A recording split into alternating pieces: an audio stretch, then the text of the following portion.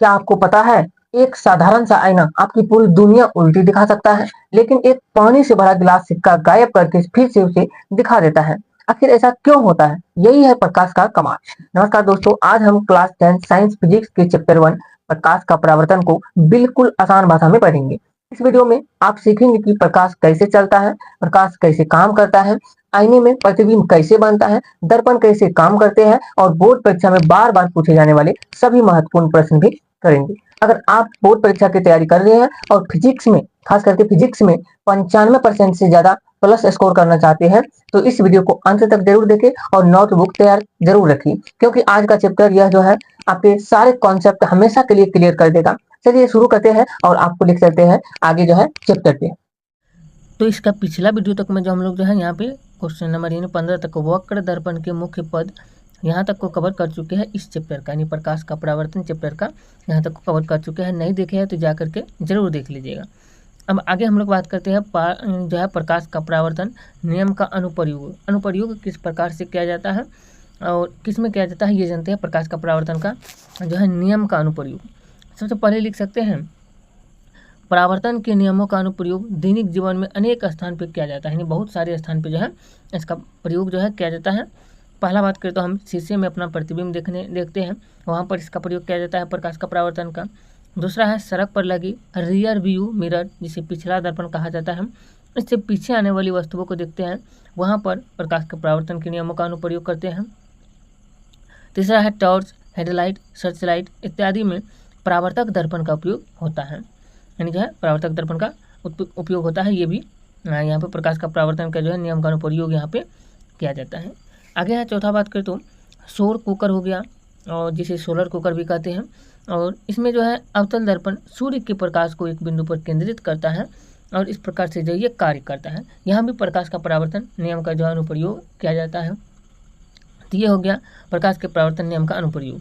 अब हम लोग जानते हैं यहाँ पे पार्श्व परावर्तन किसको कहते हैं। बहुत ही इंपॉर्टेंट क्वेश्चन है इस चैप्टर का कि पार्श्व परावर्तन क्या है। अब पार्श्व परावर्तन की बात करें तो इसका परिभाषा लिख सकते हैं, समतल दर्पण में बनने वाला प्रतिबिंब पार्श्व परावर्तित होता है, अर्थात वस्तु का भाग यानी वस्तु का दायां भाग प्रतिबिंब में बायां और वस्तु का बायां भाग प्रतिबिंब में जो है दायां दिखाई देता है, परंतु ऊपर नीचे में कोई उल्टाव नहीं होता है। इसे ही पार्श्व परावर्तन कहा जाता है या पार्श्व परिवर्तन भी कहते हैं। तो ये समझ गए पार्श्व परिवर्तन क्या है, यानी दायां भाग बायां दिखाई देगा और बायां भाग दायां दिखाई देता है, ऊपर नीचे में कोई परिवर्तन नहीं होता है, इसे ही जो है पार्श्व परिवर्तन कहते हैं। अब यहाँ पे एग्जाम्पल समझ सकते हैं, जैसे ये समतल दर्पण है, यहाँ पे देख सकते हैं इस तरीके से है, और यहाँ पे वस्तु है, इस वस्तु में ये जो है इस दाएं हाथ को उठाया हुआ है, तो यहाँ पर प्रतिबिंब जो बनेगा ये बाएं हाथ को उठाया हुआ दिखाई देगा, और मूड़ी जो है यानी मुंडी जो ऊपर की तरफ है, यहाँ भी ऊपर की तरफ रहेगा, इसमें कोई परिवर्तन नहीं होगा। यही कारण है कि समतल दर्पण में हमें अपना दायां भाग बाएं और बायां भाग दाएं दिखाई देता है, ये पार्श्व परावर्तन के कारण ही। अब आगे समझते हैं समतल दर्पण द्वारा बनने वाले प्रतिबिंब के गुण की जो है पुनरावृत्ति। समतल दर्पण द्वारा बनने वाले गुण के पुनरावृत्ति की बात करें तो पहला है प्रतिबिंब आभासी होता है। यहाँ पे प्रतिबिंब सीधा बनता है और प्रतिबिंब वस्तु के बराबर यानी जो है वस्तु के आकार का होता है, और प्रतिबिंब दर्पण के पीछे बनता है और दर्पण से वस्तु की दूरी के बराबर ही पर ही बनता है। और पांचवा पॉइंट है कि प्रतिबिंब में पार्श्व परावर्तन होता है। जैसे ये समतल दर्पण है और यहाँ पे ये वस्तु है, इसका प्रतिबिंब जो बन रहा है देख सकते हैं, जब भी किरण खींचा जाता है, एक किरण यहाँ से खींचा गया और एक किरण यहाँ से खींचा गया, इसका प्रतिबिंब यहाँ पर बना, चाहे यहाँ से खींचे या यहाँ से खींचे, फिर प्रतिबिंब यहाँ पर बन रहा है। ये प्रतिबिंब है, ये जो कर रहा है ये प्रतिबिंब बन रहा है। यहाँ पे ए डैक्स और बी डैक्स जो ये प्रतिबिंब है, ए डैक्स बी डैक्स, ए और बी जो है वस्तु है, और यहाँ पर जो है जितना दूरी ये यू मान लीजिए है वस्तु से जो है दर्पण की दूरी, उतना ही दूरी प्रतिबिंब के वस्तु से वस्तु की दूरी के बीच के हैं, यानी यू बराबर भी है यहाँ पे। और हम लोग लिख सकते हैं कि चित्र से स्पष्ट है कि यू बराबर भी यानी वस्तु की दूरी बराबर प्रतिबिंब की दूरी है, और ए भी वस्तु है और ए डैक्स बी डैक्स जो है ये प्रतिबिंब है जिसका आकार भी समान है, और ए डैक्स बी डैक्स दर्पण के पीछे बनता है और प्रतिबिंब आभासी और सीधा बनता है। यहाँ पर जो बन रहा है आभासी बन रहा है और सीधा ऊपर की तरफ बनता है, सीधा बनता है। ये हो गया समतल दर्पण द्वारा बनने वाले प्रतिबिंब के गुण की बात करें तो यहाँ पर पॉइंट याद रख सकते हैं कि समतल दर्पण के गुण एवं नियम अनेक यंत्रों और दैनिक जीवन में उपयोग होती हैं। यानी यह दैनिक जीवन में उपयोगी है। अब आगे समझते हैं, यहाँ पे आ जाता है कि प्रकाश के परावर्तन के नियम का उपयोग करने वाले यंत्र कौन कौन से हैं। तो प्रकाश के परावर्तन के नियम का उपयोग करने वाले यंत्र की बात करें तो पहला आ जाता है दर्पण हो जाता है, दूसरा पेरिस्कोप हो जाता है, दूरदर्शी यंत्र हो गया है और सूक्ष्मदर्शी यंत्र हो गया। ये सब जो है प्रकाश के परावर्तन के नियम का उपयोग करने वाले यंत्र हैं। यहाँ पर ध्यान देने वाली ये बात याद रखना है, इन यंत्रों में समतल दर्पण, अवतल दर्पण या उत्तल दर्पण का उचित स्थान पर उपयोग किया जाता है, जो है सही स्थान पर इसका उपयोग किया जाता है। अगला पॉइंट आता है समतल दर्पण द्वारा बनने वाले प्रतिबिंब की विशेषता क्या है। तो प्रतिबिंब जो होता है इसका काल्पनिक होता है यानी आभासी होता है। दूसरा पॉइंट प्रतिबिंब सीधा होता है, यहाँ पे समतल दर्पण पे प्रतिबिंब बन रहा है, ये वस्तु है, ये प्रतिबिंब है, देख सकते हैं ये सीधा बन रहा है ऊपर की तरफ और काल्पनिक बन रहा है यानी जो है डॉट डॉट से दर्शाया गया है। तीसरा प्रतिबिंब वस्तु के बराबर आकार का होता है, यानी जो जितना बड़ा वस्तु है उतना ही बड़ा प्रतिबिंब जो होता है। चौथा है प्रतिबिंब दर्पण के पीछे दर्पण से वस्तु की दूरी के बराबर दूरी पर बनता है, जितना दूरी वस्तु का है दर्पण से उतना ही दूरी प्रतिबिंब का होता है जो है दर्पण से। अगला पॉइंट है प्रतिबिंब जो होता है ये लिटरली इन्वर्टेड होता है, अर्थात दायां भाग बाएं तथा बायां भाग दाएं दिखाई देता है इसमें जो है प्रतिबिंब में। चित्र में ये देख रहे हैं, ये जो दिखाई दे रहा है यहाँ पे दिया गया है। और यहाँ पे चित्र में बात करें तो ए डेक्स बी डेक्स बराबर ए बी है, यानी वस्तु की का आकार और प्रतिबिंब का आकार दोनों बराबर है। दूसरा यू बराबर भी है, यानी दर्पण से वस्तु की दूरी और दर्पण से प्रतिबिंब की दूरी दोनों जो है बराबर है। प्रतिबिंब काल्पनिक और सीधा बन रहा है और यहाँ पे बाएं दाएं उल्टा जो है दिखाई देता है। अब यहाँ से आता है दर्पण सूत्र क्या है, इंपॉर्टेंट पॉइंट है यहाँ से दर्पण सूत्र। इसका लिख सकते परिभाषा, दर्पण सूत्र वस्तु की दूरी, प्रतिबिंब की दूरी तथा दर्पण की फोकस दूरी के बीच जो संबंध स्थापित करता है उसे ही दर्पण सूत्र कहा जाता है। दर्पण सूत्र होता है 1/f बराबर 1/v प्लस 1/u, 1/f बराबर 1/v प्लस 1/u, ये दर्पण का सूत्र होता है। जहाँ की यहाँ पे u जो होता है वस्तु की दूरी कहलाता है यानी पोल से, और दूसरा v जो है प्रतिबिंब की दूरी पोल से कहलाता है और f जो है फोकस दूरी कहलाता है। अब यहाँ पे चिन्ह का नियम को याद रखना है, वस्तु दर्पण के सामने है इसलिए u ऋणात्मक होगा, वास्तविक प्रतिबिंब दर्पण के सामने है v ऋणात्मक होगा, काल्पनिक प्रतिबिंब दर्पण के पीछे है v धनात्मक होगा, और अवतल दर्पण जो है f ऋणात्मक होगा, उत्तल दर्पण में f धनात्मक होगा। ये याद रखना, जिसको चिन्ह परिपाटी कहते हैं, आप लोग चिन्ह परिपाटी में समझ सकते हैं। यह सूत्र जो है गोलीय दर्पण यानी उत्तल और अवतल यानी अवतल और उत्तल दर्पण दोनों पर लागू होता है। ये सूत्र होता है 1/f बराबर 1/v प्लस 1/u। अब यहाँ से एक पॉइंट आता है, देख सकते हैं, जो बहुत इंपॉर्टेंट है और ये 5 नंबर का क्वेश्चन पूछा जाता है कि दर्पण सूत्र के व्युत्पत्ति यानी दर्पण सूत्र जो है सिद्ध करके दिखाना है। यहाँ पे एक दिया गया है अवतल दर्पण के लिए दर्पण सूत्र की जो है सिद्ध करके जो देखा गया है, ये देख सकते हैं। इसको आप लोग यदि जानना चाहते हैं कि हम आपको बताएं इसको, तो आपको इसको जानने के लिए जो है दूसरा वीडियो में देखना पड़ेगा, क्योंकि इस वीडियो में अगर इसको बताने लग जाए तो बहुत लंबा वीडियो हो जाएगा, क्योंकि इस सूत्र को बताने के लिए बहुत ज़्यादा समय की ज़रूरत पड़ता है, 15 से 20 मिनट का ज़रूरत पड़ेगा समझाने के लिए, यदि हम आपको समझाए तो। इसलिए जो है इस क्वेश्चन को हम छोड़ रहे हैं 22 नंबर में जो है दर्पण सूत्र को जो है सिद्ध करना, इसको हम किसी नेक्स्ट वीडियो में आपको बता देंगे। अब समझते हैं हम लोग जो है दर्पण सूत्र से संबंधित कुछ बातें। दर्पण सूत्र जो होता है इससे संबंधित कुछ बातें हैं कि किसी दर्पण के लिए u, v और f तीनों राशियां एक साथ कभी धनात्मक नहीं हो सकती हैं। दूसरा पॉइंट है कि अवतल दर्पण के लिए f और r सदैव धनात्मक होते हैं तथा उत्तल दर्पण के लिए f और r सदैव ऋणात्मक होते हैं। तीसरा पॉइंट है कि वस्तु की दूरी u दर्पण के सामने बाईं ओर मानी जाती है और प्रतिबिंब की दूरी भी दर्पण के सामने जो है दाईं ओर मानी जाती है, और u, v और f की इकाई मीटर में होती है, ये भी याद रखना है।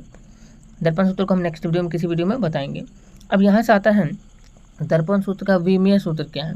दर्पण सूत्र जो है 1/v प्लस 1/u बराबर 1/f है, और इसके दोनों पक्षों की विमा ज्ञात करने के लिए जो है 1/v प्लस 1/u बराबर 1/f, और यहाँ पे 1/v का मान l और u का मान l और f का मान l दिए। यहाँ पे बात करते हैं दोनों की बात करते हैं, यहाँ पाया जाता है 1/l और यहाँ भी 1/l यानी LHS बराबर RHS, अतः दर्पण सूत्र विमीय सूत्र है, ये भी याद रखना है। इंपॉर्टेंट पॉइंट है कि यह विमा दोनों पक्षों के लिए समान है, इसलिए दर्पण सूत्र सुसंगत तथा विमीय रूप से सही है। अब आता है यहाँ पे दर्पण सूत्र की सीमाएं। दर्पण सूत्र की क्या सीमा है?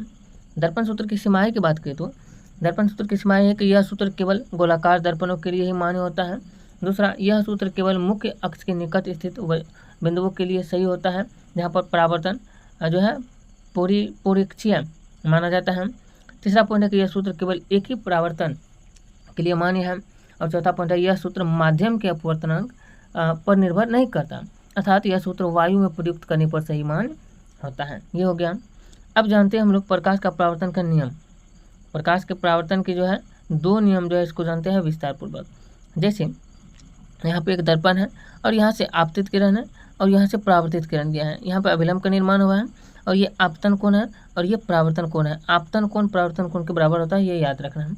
वही प्रकाश के परावर्तन का नियम कहता है कि पहला कि आपतित किरण, परावर्तित किरण तथा आपतन बिंदु पर खींची गई अभिलंब एक ही तल में होती है। ये तीनों जो है एक ही तल में होता है, पहला पॉइंट। दूसरा पॉइंट है कि आपतन कोण परावर्तन कोण के बराबर होता है, यानी कोण आई बराबर कोण आर होता है।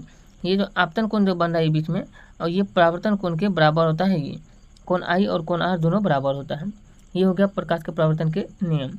अब यहाँ से आता है समतल दर्पण द्वारा बनने वाले प्रतिबिंब के लक्षण क्या हैं। ये समतल दर्पण है, ये वस्तु है, इसका प्रतिबिंब यहाँ पर बन रहा है। इसका लक्षण की बात करें तो प्रतिबिंब आभासी होता है, प्रतिबिंब सीधा होता है, प्रतिबिंब वस्तु के बराबर होता है और प्रतिबिंब दर्पण के पीछे बनता है। दर्पण से वस्तु की दूरी के बराबर दूरी पर प्रतिबिंब बनता है और पार्श्व परावर्तन यहाँ पे नहीं होता है, ये याद रखना है। अब यहाँ से अगला पॉइंट आ जाता है समतल दर्पण द्वारा बने प्रतिबिंब की प्रकृति क्या है। समतल दर्पण द्वारा बने प्रतिबिंब की प्रकृति जो होता है ये होता है प्रतिबिंब आभासी होता है, सीधा होता है, वस्तु के बराबर होता है, प्रतिबिंब दर्पण के पीछे दर्पण से वस्तु की दूरी के बराबर दूरी पर बनता है, पार्श्व परावर्तन नहीं होता है। ये आप लोग जो ऊपर पढ़े वही सेम चीज़ है। अब यहाँ से हमें इंपॉर्टेंट पॉइंट एक आता है, एक ही परावर्तन के लिए सामान्य नियम क्या है। जब एक ही परावर्तन होगा तो वहाँ पर सामान्य नियम वही होता है कि इसका भी कि आपतन कोण परावर्तित किरण तथा आपतन बिंदु पर खींचे गए अभिलंब सभी एक ही तल में होते हैं। दूसरा आपतन कोण परावर्तन कोण के बराबर होता है। यही नियम यहाँ पर भी लागू होगा।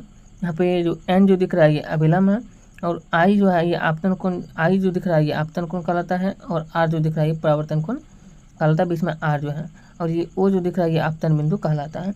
इस प्रकार से ये बनता है। अब यहाँ पर अगला पॉइंट आता है प्रकाश का परावर्तन के नियमों का अनुप्रयोग। प्रकाश के परावर्तन के नियम का अनुप्रयोग जो होता है जैसे समतल दर्पण में उपयोग होता है इसका है। समतल दर्पण में हम स्वयं का सीधा तथा आभासी प्रतिबिंब देखते हैं। उदाहरण के लिए घर में दर्पण और सजावटी दर्पण जो होता है ये होता है। दूसरा है दंत चिकित्सक दर्पण के रूप में। यहाँ दंत चिकित्सक मुंह के अंदर देखने के लिए प्रकाश के परावर्तन का उपयोग करते हैं और ये जो है दंत चिकित्सक द्वारा दर्पण का उपयोग ये किया जाता है, जो यहाँ पे ये जो है दंत चिकित्सा दर्पण का। अगला पॉइंट है सूर्य कुकर, यानी कि जो है सूर्य की किरणों का परावर्तन करके ऊष्मा को एक बिंदु पर केंद्रित किया जाता है इसमें, और ये इसमें आ जाता है सौर कुकर और सौर ताप भट्टी जो है ये सब आ जाता है।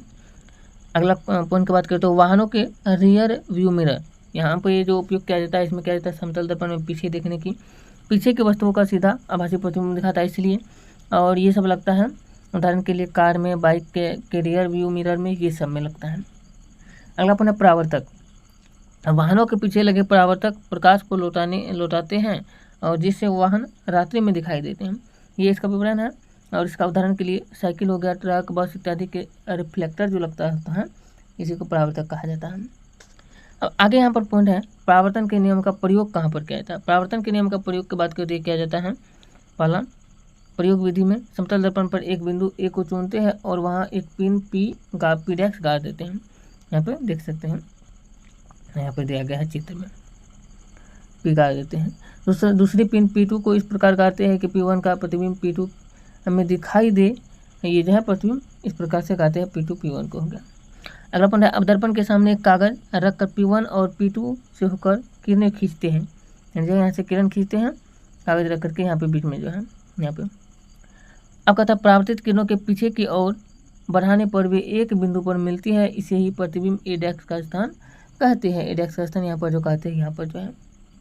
अब यहाँ पे अगला पॉइंट की बात करें तो अगला पॉइंट आ जाता है समतल दर्पण द्वारा प्रतिबिंब के गुणों की व्याख्या। ये सब कुछ हम लोग पढ़ चुके हैं, एक ही चीज़ आया है बार बार तो इसको छोड़ रहे हैं। अब यहाँ पर आता है समतल दर्पण द्वारा बने प्रतिबिंब की स्थिति क्या होता है। तो ये सीधा होता है, देख सकते हैं, आभासी होता है, जितना दूरी पे वस्तु है दर्पण से उतना ही दूरी पे प्रतिबिंब बनता है। ये सब यानी यू बराबर भी होता है, जहाँ भी वस्तु की दूरी और भी यू जो है वस्तु की दूरी और भी जो है प्रतिबिंब की दूरी होता है। तो यहाँ पे होता है ये चैप्टर समाप्त। अगर कुछ क्वेश्चन बच चुका है इस चैप्टर से तो आप लोग कमेंट कीजिएगा, आपको मिल जाएगा वीडियो जो है उस क्वेश्चन के साथ आपको वीडियो मिल जाएगा। तो मिलते हैं नेक्स्ट वीडियो में। अगला चैप्टर लेकर के, और वो हम लोग आएंगे या तो बायोलॉजी का या तो केमिस्ट्री का दूसरा चैप्टर। फिर जो हम लोग फिजिक्स का शुरू करेंगे और कंप्लीट चैप्टर जो है साइंस का समाप्त करेंगे। वीडियो अच्छा लगे तो वीडियो को लाइक कीजिएगा और मिलते हैं नेक्स्ट वीडियो में। जय हिंद।